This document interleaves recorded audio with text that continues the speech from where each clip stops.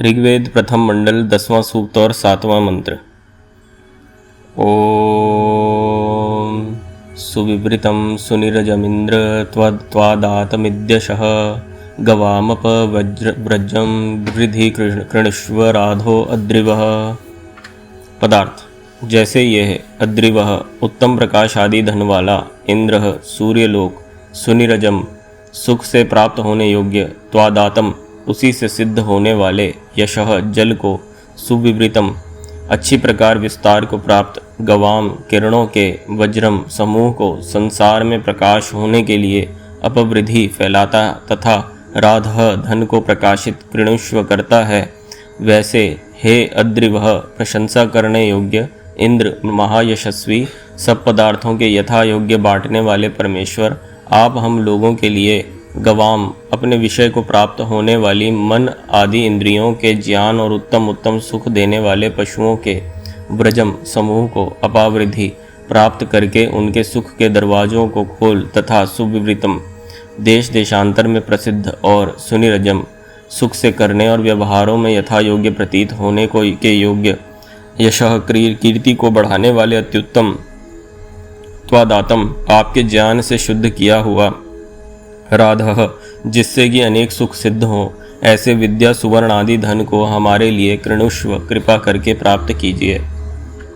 भावार्थ: इस मंत्र में श्लेष और लुप्तोपमा अलंकार हैं। हे परमेश्वर, जैसे आपने सूर्य आदि जगत को उत्पन्न करके अपना यश और संसार का सुख प्रसिद्ध किया है, वैसे ही आपकी कृपा से हम लोग भी अपने मन आदि इंद्रियों को शुद्धि के साथ विद्या और धर्म के प्रकाश से युक्त तथा सुखपूर्वक सिद्ध और अपनी कीर्ति, विद्या, धन और चक्रवर्ती राज्य का प्रकाश करके सब मनुष्यों को निरंतर आनंदित और कीर्तिमान करें। क्या समझे इससे?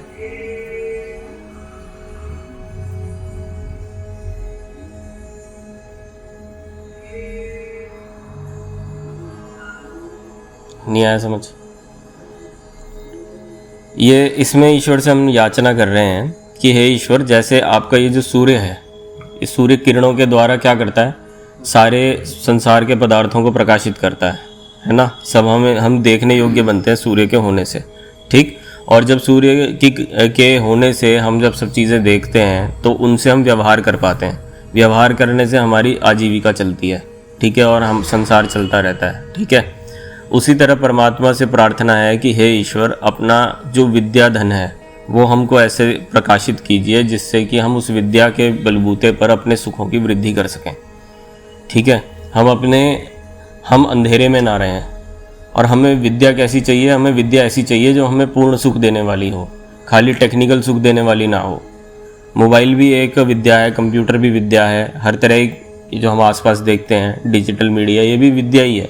लेकिन आप देख ही रहे होगे, इस विद्या से के अति यूज से हमें लाभ की जगह हानि ही अधिक होती है, ठीक है। लेकिन हम ईश्वर से हम ऐसी विद्या की प्राप्ति करना चाह रहे हैं कि हे ईश्वर, आप हमें ऐसी विद्या दीजिए जिससे कि हमारे को कभी दुख ना मिले, हम सुखी सुख को प्राप्त करें। और वह विद्या ईश्वर की वेद विद्या है, या वेद विद्या से उत्पन्न हुई अलग अलग विद्याएँ हैं, जैसे आयुर्वेद है, ठीक है। आयुर्वेद के होने से हमें सुख मिलता है, दुख मिलता है ना, हमें शरीर रोगों से मुक्ति मिलती है। तो इसी तरह से हम ईश्वर की नाना प्रकार की विद्याओं की प्रार्थना करते हैं। और वेदों के कई उपवेद होते हैं, जैसे एक है धनुर्वेद। धनुर्वेद जो है वह फाइटिंग से रिलेटेड, कूटनीति से रिलेटेड, राजनीति से रिलेटेड होता है, जो कि राज्य की रक्षा में सक्षम करता है हमें। और अगर ये विद्या ना हो तो कोई राज्य की रक्षा कर पाएगा? तो इसीलिए इस तरह की अनेक विद्याओं की आवश्यकता मनुष्य को पड़ती है सुखी रहने के लिए। तो वही हम इस मंत्र में ईश्वर से याचना कर रहे हैं कि सूर्य की किरणों के समान आप हमें अपनी विद्या का धन दीजिए, जिससे कि हम लोग सुखी हो सकें। जैसे हम सूर्य के प्रकाश में अपने व्यवहारों को सिद्ध करते हैं, ठीक वैसे ही आपकी विद्या के प्रकाश से हम उन वस्तुओं को, उन संसाधनों को उपयोग कैसे करें ठीक तरह से, वह हम जान सकें।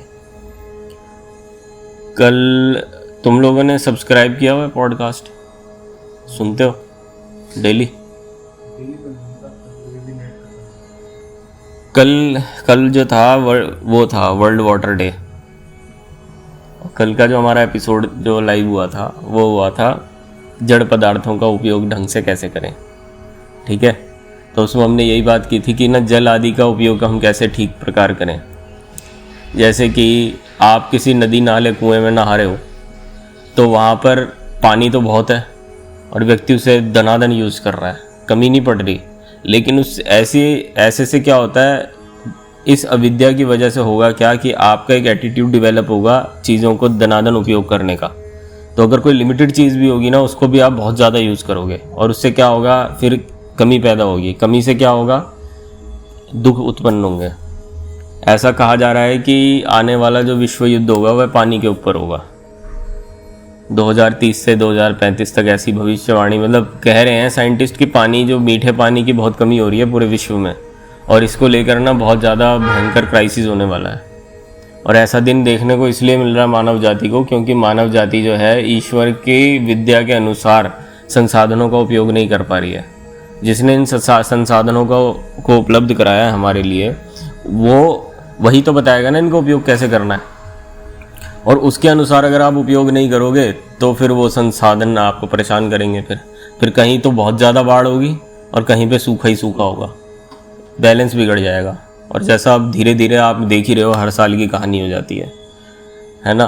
तो इसी तरह से ईश्वर की विद्या बहुत ज़रूरी है ईश्वर के दिए हुए पदार्थों को यूज़ करने के लिए, और उसके लिए सबसे पहले तो ईश्वर को जानने की ज़रूरत है, तभी आप उसके बनाई हुई चीज़ों का ठीक से उपयोग कर पाओगे। जब आप बनाने वाले को ही नहीं मानोगे तो बनाई हुई चीज़ों का क्या आप यूज़ कर पाओगे ठीक से, सिंपल सी बात है।